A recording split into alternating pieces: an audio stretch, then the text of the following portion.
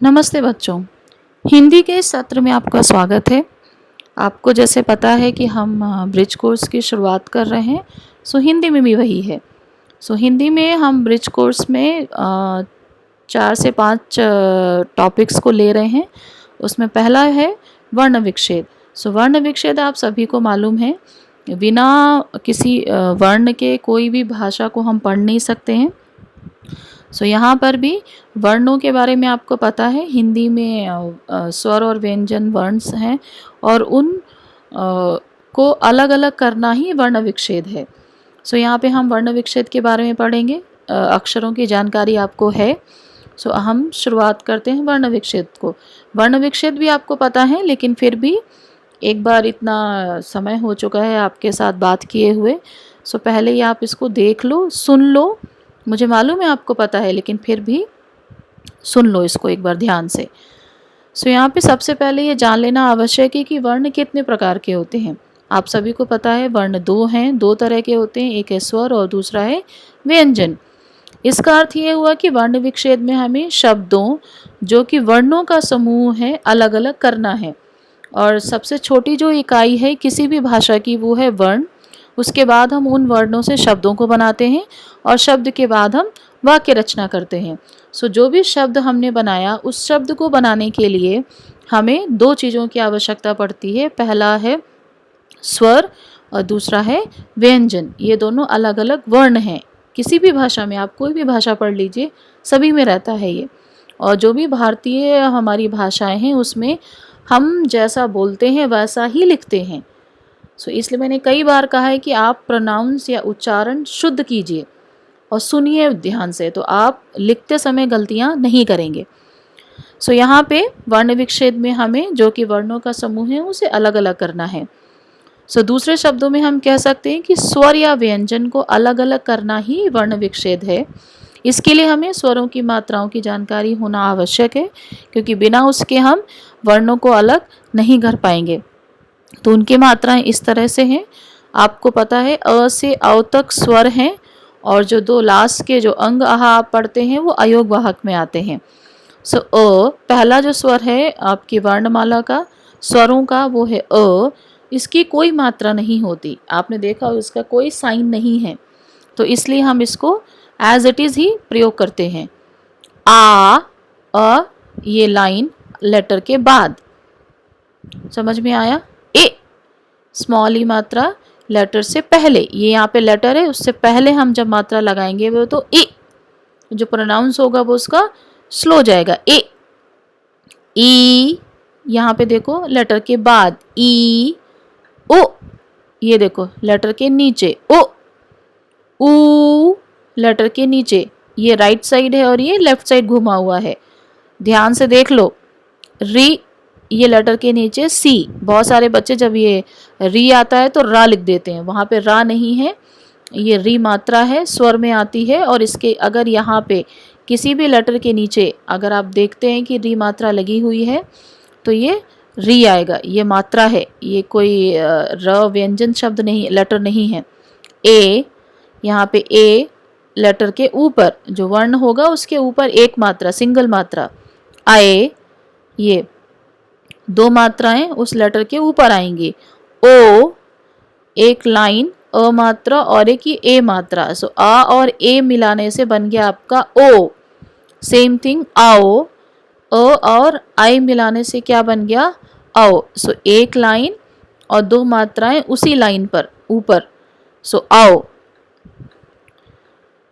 वर्ण विच्छेद करते समय हमें स्वर की मात्राओं को पहचानना पड़ता है और उस मात्रा के स्थान पर उस स्वर को प्रयोग में लाया जाता है। जो भी स्वर वहाँ पे हमने प्रयोग किया होता है शब्द में, जिसकी वह मात्रा होती है।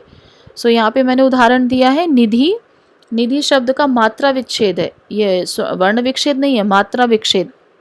जब आप फर्स्ट सेकंड स्टैंडर्ड में होते हैं तब आपको ये सिखाया जाता है वहाँ पे कि मात्रा कैसे लगानी है। न प्लस ई सी, ना में स्मॉल ई की मात्रा दी है ये।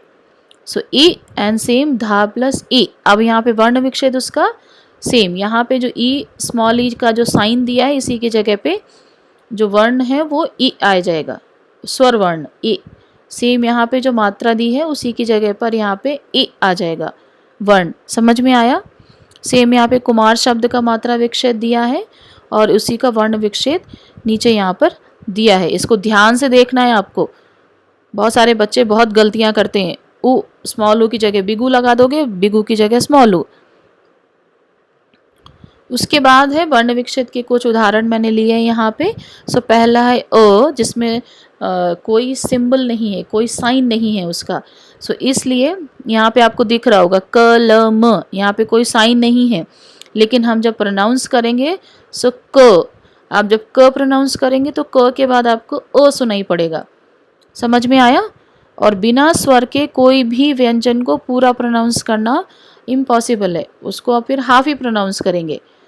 क, अगर अ नहीं होगा का में तो हम प्रोनाउंस करेंगे क। ओके, सो क ल म, अगर ला में यहाँ पे अ नहीं होता तो कल्म हो जाता, पूरा हम प्रोनाउंस नहीं कर पाते। सो इसका मतलब है कि यहाँ पे अ स्वर है इन तीनों ही अक्षरों में। सो इसीलिए जब आप इसको वर्ण विक्षेद करेंगे तो यहाँ पे अ, यहाँ पे देखा होगा क प्लस अ प्लस ल प्लस अ प्लस म प्लस अ। समझ में आया? सो यहाँ आप देख रहे हैं कि अ स्वर व्यंजन में अंतर्निहित हो जाता है। अंतर्निहित मीन्स उसी में समा जाता है। सो भी जो यहाँ पे व्यंजन है मैंने पहले ही बताया था, इसी में वो स्वर मिला हुआ है, समाहित हुआ है। तो इसीलिए जब आप उसको अलग करेंगे तो अ व्यंजन वहाँ पर आएगा। और ये ऐसा इसलिए होता है क्योंकि आ का कोई स्वर चिन्ह नहीं होता। मैंने पहले बताया इसको कोई मात्रा नहीं होती है, लेकिन जब आप वर्ण विक्षेद करेंगे तो वहाँ पर अ आना ही है। सेम यहाँ पे आ दिया है, जब आप उसको प्रोनाउंस करेंगे सी आ, और अ का साइन अक्षर के बाद एक लाइन है, जो यहाँ पे ये लाइन लिखी हुई है ये आपकी स्वर है। स्वर कौन सा वाला? आ। तो जब आप इसको डिवाइड करेंगे तो यहाँ पे ये व्यंजन है और ये स्वर। सो ये व्यंजन और ये स्वर। क्लियर? सेम थिंग ए, प्रोनाउंसिएशन जो भी उच्चारण कर रही हूँ उसको सुनो ध्यान से। ए, सो यहाँ पे जो शब्द दिया है मैंने किताब, किताब, किताब नहीं है ये, किताब। सो कि मात्रा कौन सी है? ए, किताब। उसी के आधार पर यहाँ पे जो व्यंजन आया है ये व्यंजन है और ये स्वर है। सो यहाँ पे ये व्यंजन है और ये स्वर है। सो सुनना है ध्यान से और सुनने के बाद उसको लिखना है ध्यान से। सेम यहाँ पे ई है, ई, ई के बाद यहाँ पे सी, त प्लस ई, ती र। सो यहाँ पे जो व्यंजन है वो ता है और जो स्वर है वो र, ई है। सो यहाँ पे जब आप इसको वर्ण विक्षेद करेंगे तो यहाँ पे बड़ी ई आएगी और र के बाद अ। सेम उ, सो च तुर, तूर नहीं है तु, सी, ये राइट साइड घुमा हुआ है, ता में उ मात्रा जो है वो राइट साइड को आएगी। सो च प्लस अ प्लस त प्लस उ प्लस र प्लस आ। सेम यहाँ पे उ प्रोनाउंस करो अपने आप से, उसको बोलो, सुनो, फिर लिखो। सो यहाँ पे द में उ क्या बना? दू। सो द प्लस उ, यहाँ पे द व्यंजन है और उ स्वर है। ठीक? सो ये आपको पता है, मुझे मालूम है, लेकिन फिर भी आप इसको एक बार ध्यान से सुन लो। सेम यहाँ पे मैंने पहले बताया था री मात्रा है। री मात्रा में बहुत सारे बच्चे गड़बड़ करते हैं, री की जगह आप र लिखते हो। र नहीं है, वो री मात्रा है वहाँ पर। सो यहाँ पे आपने देखा होगा कि ग के नीचे री, ये जो सी जैसा दिख रहा है आपको, ये री मात्रा है। so, जब आप इसको वर्ण विक्षेद करेंगे तो ये ग है व्यंजन और जो री है वो है स्वर। तो ये आपका जो वर्ण विक्षेद ग्रह का होगा वो इस तरह से होगा। ए, खेल, खा में ऊपर ए, सी, यहाँ पे कोई भी लाइन एक्स्ट्रा यहाँ पर नहीं है। जो स्वर है उसी में ए, जो व्यंजन है उसी में ए मात्रा ऊपर दी हुई है। सो वर्ण विक्षेद उसका इस तरह से होगा, ख प्लस ए प्लस ल प्लस आ। सेम ए, ये ए है और ये जो ऊपर मात्रा लगी है वो एक और ए। सो दोनों ए मिलकर क्या बना? आए। सो यहाँ पे जो ए होंगी उसमें दो मात्राएं आएंगी लेटर के ऊपर, व्यंजन लेटर के ऊपर। सो यहाँ पे आपने देखा है बै, बा प्लस आए। सो वर्ण विच्छेद इसका इस तरह से होगा। ओ, को जो लेटर है, जो व्यंजन लेटर है, उसके बाद एक आपको अ मात्रा लगानी, आ मात्रा के ऊपर ही एक और ए मात्रा है। सो अ प्लस ए मात्रा बन गया आपका ओ। सो यहाँ पे कोयला, ये आपको देखो वर्ण विच्छेद इसका। आओ, अ ये मात्रा है, ये देखो यहाँ पे व्यंजन है, उसके बाद अ में दो मात्राएं ऊपर हैं, आओ। सो अ प्लस आए क्या बना, आओ। समझ में आया? सो उसको इस तरह से आप करेंगे। उसके बाद आते हैं आपके संयुक्त व्यंजन। ये बहुत इम्पॉर्टेंट है क्योंकि बहुत सारे बच्चे इसमें बहुत गड़बड़ करते हैं।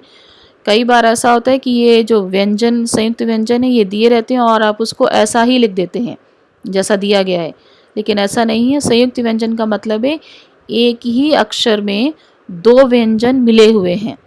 सो यहाँ पे जो लास्ट के, जब मैंने पहले भी जब अभी आपको पढ़ाती हूँ तो वर्णमाला के जो लास्ट के 4 अक्षर हैं, क्षत्रज्ञ एंड श्र, ये चारों ही अक्षर संयुक्त व्यंजन है, क्योंकि इन चारों अक्षरों को बनाने के लिए हमें एक अक्षर में दो अक्षर मिलाने पड़ रहे हैं। सो यहाँ पे पहला है क्ष। क्ष बनाने के लिए हमने क और श को मिलाया, तब हमारा क्ष बना। तो इसलिए अगर ये शब्द के बीच में आता है और स्वर के साथ आता है या स्वर के बिना भी आता है, तभी भी आपको इसको दो उसमें डिवाइड करना ही पड़ेगा। इसमें संयुक्त व्यंजन आपको अलग करने ही पड़ेंगे। सो क्ष बनाने के लिए हमें का और शा मिलाना पड़ता है।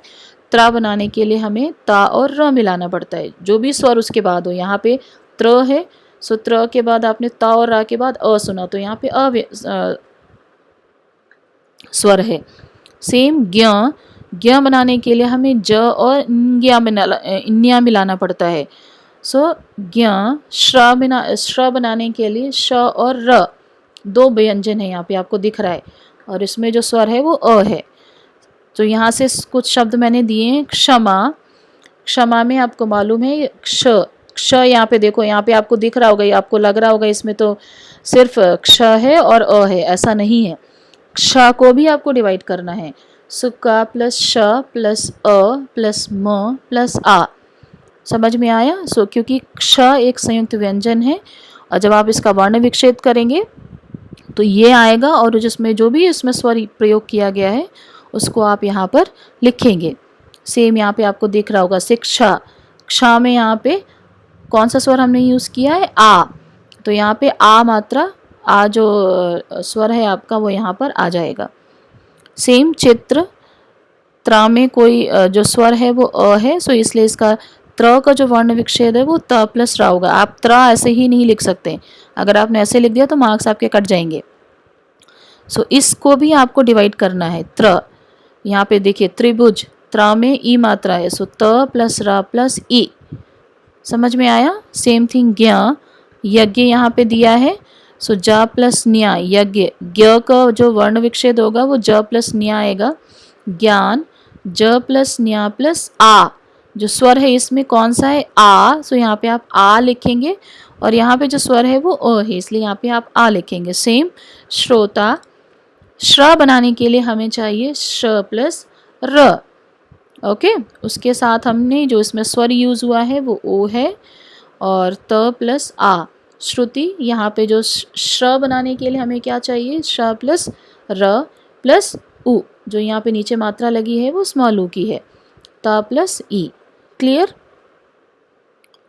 उसके बाद आता है आपका अनुस्वार। अनुस्वार आपको पहले पता है, जो बिंदु हम ऊपर लगाते हैं, और यहाँ पे दिया है स प्लस अ प्लस म प्लस ब प्लस न प्लस ध प्लस अ।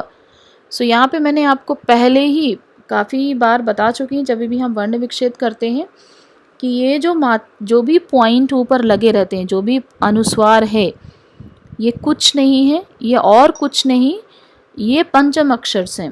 पंचम अक्षर आपको पता है, जो भी क लाइन का क वर्ग, च वर्ग, ट वर्ग, त वर्ग एंड पा वर्ग, उनमें जो लास्ट के जो अंतिम अक्षर हैं, का वर्ग का इंग्या, चा वर्ग का न्या, ट वर्ग का णा, त वर्ग का म एंड पावर का न। ठीक, तो ये भी जो लास्ट के जो अक्षर्स आते हैं आपके व्यंजन में, वो सारे पंचम अक्षर कहलाते हैं। मैंने कई बार आपको बताया है।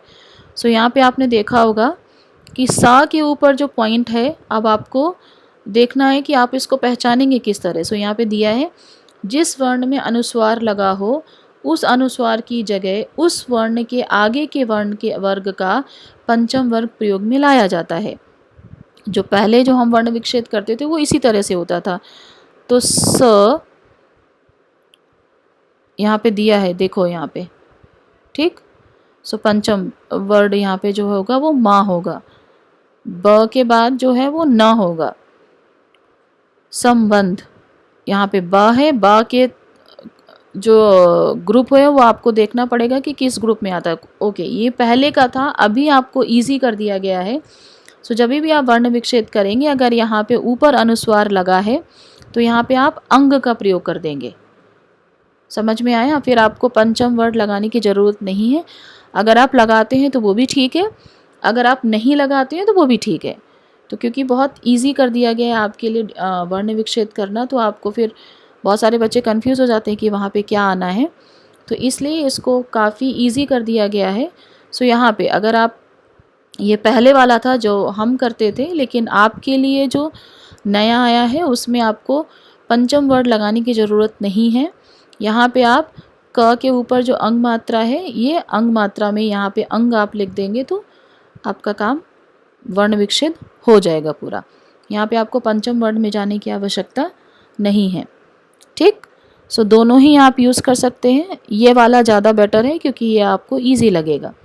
ठीक, सो अगर ऊपर अंग मात्रा दी है तो क के बाद अंग, ये पंचम लेटर है, लेकिन यहाँ पे आप अंग का प्रयोग भी कर सकते हैं। ये भी आजकल का जो हिंदी, जो हमारी मानक हिंदी है, उसमें इस तरह से प्रयोग आ रहा है, तो आप इसको प्रयोग करेंगे।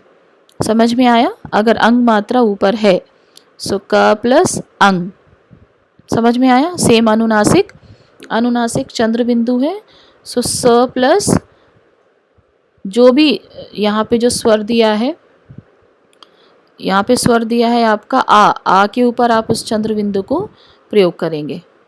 ठीक, उसके बाद आता है, बहुत इम्पॉर्टेंट है, र का विभिन्न प्रयोग। आपको मालूम है र में बहुत सारे बच्चे बहुत सारी गड़बड़ करते हैं। सो यहाँ पे पहला है क्रम। यहाँ पे आपने देखा होगा क, मैंने कई बार बताया, जिसमें जिन अक्षरों में भी खड़ी पाई है उन्हीं खड़ी पाई के नीचे हम इसको नीचे की तरफ लगाते हैं, क्रम। सो क के बाद आपने सुना होगा र। सो जैसा ही मैंने पहले ही बताया था, जैसा भी हम शब्दों को उच्चारण करते हैं उन्हीं उच्चारणों के आधार पर हम उनको लिखते हैं और उन्हीं उच्चारणों के आधार पर हम उनको अलग अलग भी करेंगे। सो यहाँ पे क्रम, सो पहले आपने क्या सुना? क, उसके बाद ये जो लाइन है ये र है। ठीक, सो आपने र सुना, सो यहाँ पे पहले क आएगा, बाद में र आएगा, उसके बाद जो क र प्लस अ, क्रम, तभी क्र आपका पूरा हो पाएगा। सो यहाँ पे जो स्वर है वो अ है, उसके बाद म, देन अ। सेम यहाँ पे दूसरा शब्द दिया है, ये अलग है, इसको आप ध्यान से पढ़ना, कर्म। सो यहाँ पे क में रा नहीं लगा है, यहाँ पे रा लगा है म में, ऊपर की तरफ। ऊपर देखो, हमने पहले कौन सा प्रोनाउंस किया? क। सो का आपका पूरा है रम, र। क के बाद आपने क्या प्रोनाउंस किया? र एंड म। सो सेम यहाँ पे र प्लस म प्लस अ। रा के बाद आप आ नहीं लेकर आएंगे, पहले आप र लिखेंगे, फिर म लिखेंगे, फिर आ। जिस अक्षर में र का प्रयोग होगा ऊपर, वो अक्षर बाद में आएगा, रा पहले आएगा।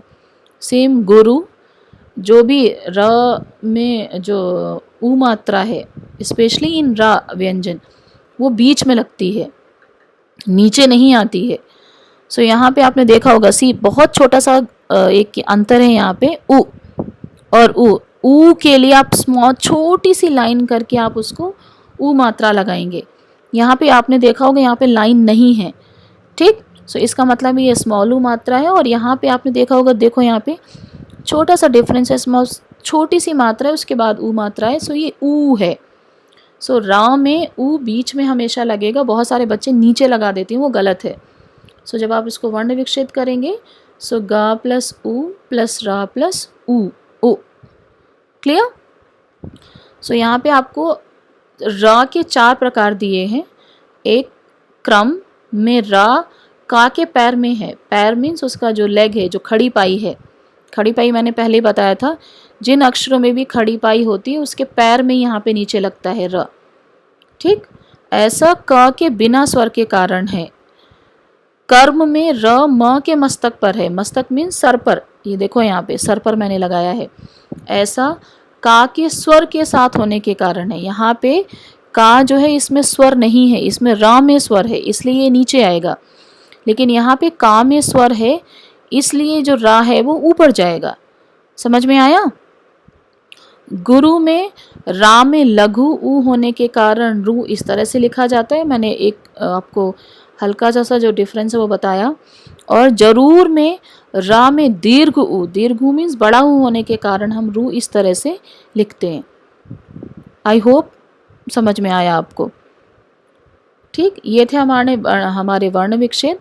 नेक्स्ट जो मैंने टॉपिक लिया है वो पर्यायवाची। पर्यायवाची आप सभी समझते हैं। पर्यायवाची मीन्स, पर्याय मीन्स सेम, पर्याय का अर्थ है समान और वाची का अर्थ है अर्थ। सो बोले जाने वाले शब्द अर्थात जिन शब्दों का अर्थ एक जैसा होता है उन्हें हम पर्यायवाची शब्द कहते हैं। एक जैसा अर्थ, शब्द अलग अलग होंगे लेकिन उनका जो अर्थ होगा वो एक जैसा ही होगा, इसलिए वो पर्यायवाची कहलाते हैं।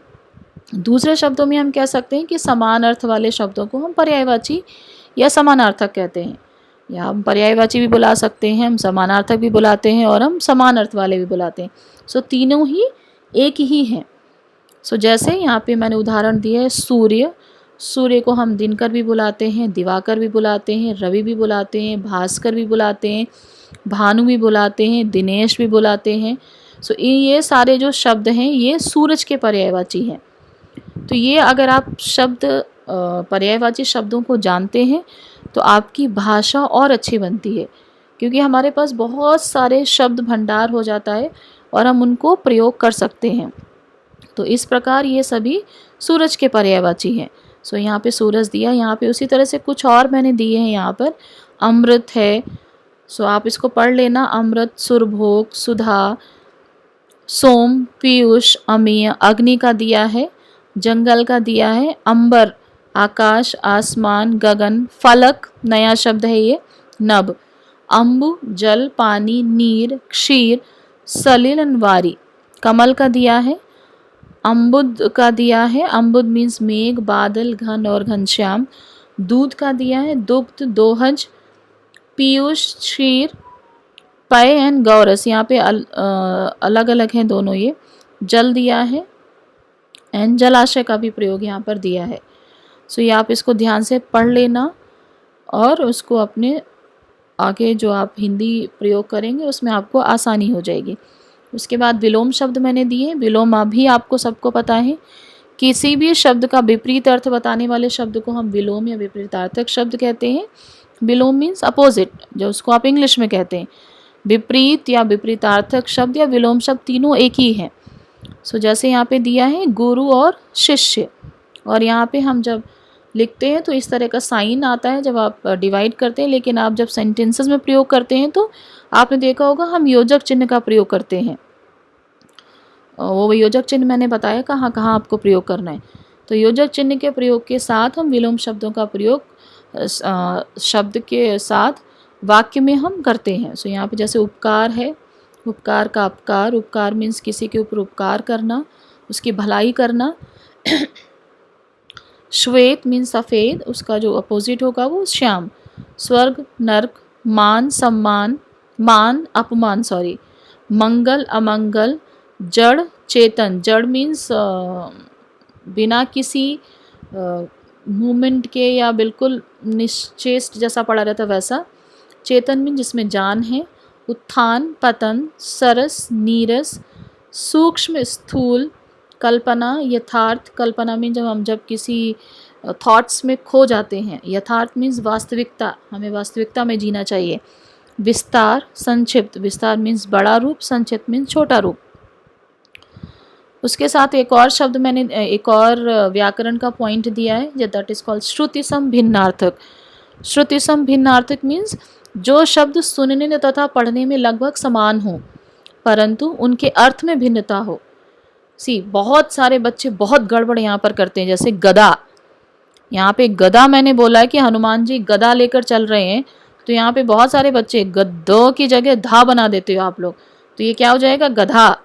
मैंने बहुत सारे एग्जाम्पल्स आपको पहले भी दिए हैं, जैसे काना और खाना। काना मीन्स मैंने कई बार मैंने इस चीज़ को एक्सप्लेन किया है, काना मीन्स जिसके एक कान नहीं होता है उसको काना कहते हैं, जिसकी एक आँख नहीं होती उसको हम काना कहते हैं हिंदी में। खाना मीन्स फूड, जो हम खा रहे हैं। सो जरा जरा से शब्द अक्षरों की गलतियों से, स्पेलिंग मिस्टेक से कितना बड़ा अर्थ का अनर्थ हो जाता है वो आपको ध्यान में रखना है। तो इसलिए सुनो, पढ़ो, सुनो और समझो। गदा, गधा। पानी, पानी। पानी मीन्स हाथी, हाथ, मैं भी वैसे ही प्रोनाउंस कर रही हूँ। हाथ, हाथ मीन्स आपका जो हैंड है वो। अनल, अनल में सिर्फ एक मिस्टेक है इसी यहाँ पे, अनिल, एक मात्रा, सिर्फ एक मात्रा की है यहाँ पर। अनिल मीन्स हवा, अनल मीन्स आग। नग, नग मीन्स पहाड़, और नाग मीन्स सांप। सो नग की जगह नाग का प्रयोग कर दिया और नाग की जगह नग का प्रयोग कर दिया, तो सोचो अर्थ का क्या आप अनर्थ करेंगे। सेम हरि और हरी। हरि मीन्स भगवान और हरी मीन्स ग्रीन। समझ में आया? तो ये छोटी छोटी सी गलतियां हैं जो हम हिंदी प्रयोग करते समय करते हैं, लेकिन उन चीज़ों को आपको ध्यान में रखना है। इसीलिए सुनना बहुत ज़रूरी है और सुनने के साथ उसको बोलना भी है। बोलने के बाद ही आपको पता चलेगा आप सही कहाँ पर और गलत कहाँ पर हैं। उसके बाद एक और मैंने पॉइंट यहाँ पर लिया है, दैट इज़ अनेक शब्दों के लिए एक शब्द। सो भाषा को प्रभावशाली बनाने तथा लंबे चौड़े वाक्यांशों के प्रयोग से बचने के लिए अनेक शब्दों के स्थान पर एक शब्द का प्रयोग किया जाता है। जैसे भाषा को प्रभावशाली, प्रभावशाली मीन्स इफेक्टिव, इफेक्टनेस उसमें आनी चाहिए। सो बहुत लंबे चौड़े वाक्यांश, वाक्यांश मीन्स वाक्यों के अंश, उनको प्रयोग के बचने के लिए हम क्या करते हैं, उन वाक्यांशों की जगह पर हम एक शब्द प्रयोग करते हैं। बहुत सारे ऐसे व्याकरण के बिंदु हैं जिनका प्रयोग करके हम भाषा को और अच्छा बना सकते हैं, जो सुनने, पढ़ने और बोलने में बहुत अच्छी हो जाती है, सरल हो जाती है। दूसरों को समझाना और लिखना, जो आप लिख रहे हैं वो दूसरों को समझ में आना बहुत आसान हो जाता है। सो यहाँ पे जो दूसरों की भलाई करता है वो हम उसको परोपकारी कहते हैं। ठीक, जिसके माता पिता नहीं होते उसको हम अनाथ कहते हैं। जो समाचार भेजता है उसे हम संवाददाता कहते हैं। हाथ से लिखी पुस्तक, जो हम हस्तलेखन, बहुत सारी आपने पुराने वेद पुराण पढ़े होंगे, वो हस्तलिखित हैं, वो सारे पांडुलिपियाँ कहलाती हैं। गांव में रहने वाला ग्रामीण होता है और अपने आप पर बीती है वो आप बीती हो जाता है। सब लोगों को प्रिय लगने वाला लोकप्रिय कहलाता है। गणित का ज्ञाता गणितज्ञ, गणितज्ञ मीन्स जो गणित को जानता है। वोट देने का अधिकार है मताधिकार। और लेख की नकल, एज इट इज़, हम जब किसी भी लेख को उतारते हैं तो वो प्रतिलिपि कहलाता है। ठीक, सो ये सारे पॉइंट्स जो थे आज के आपके ब्रिज कोर्स में आने वाले हैं, जो आपकी वर्कशीट है वो इन्हीं पॉइंट्स के आधार पर मैंने बनाई है। सो आप इसको ध्यान से सुनेंगे, पढ़ेंगे और उसके बाद वर्कशीट को हल करेंगे। वर्कशीट को करने के लिए पहले आप उसको कर लीजिएगा, उसके कुछ देर के बाद मैं आपको उसका की आंसर भेजूंगी, तो आप उन की आंसर्स के साथ उसको मिला लीजिएगा कि कहीं गलत हो तो उसको सही कर लेना। उसके बाद आप हमें नाम, क्लास, सेक्शन लिखने के बाद आप हमें मेल करेंगे। AB सेक्शंस के जो बच्चे हैं वो कल्पना दीदी को मेल करेंगे। CD सेक्शंस के बच्चे जो हैं वो मुझे मीन्स सीमा मैम को, मुझे मेल करेंगे। समझ में आया? नाम, क्लास, सेक्शन आप अच्छे से उसमें लिखेंगे, फिर मेल करेंगे। मेल IDs मैंने ऑलरेडी दे दिए हैं। अगर फिर भी कोई कन्फ्यूज़न है तो पर्सनली आप मुझे मैसेज करके पूछ सकते हैं, बट इधर उधर मेल नहीं करने। हिंदी का मेल मैथ्स में नहीं जाना है, साइंस में नहीं जाना है। सेम बहुत सारे बच्चे हो रहा है ऐसा, मुझे मालूम है, ये पहली बार है, लेकिन फिर भी आपको आगे से ध्यान रखना है कि मेल जो आपके होंगे वो जो टीचर के अकाउंट में जाना है वहीं पर आप उसको भेजेंगे। समझ में आया? सो आज के लिए हम बंद करते हैं। धन्यवाद। अगली कक्षा में हम फिर मिलेंगे, फिर कुछ नए पॉइंट्स के साथ।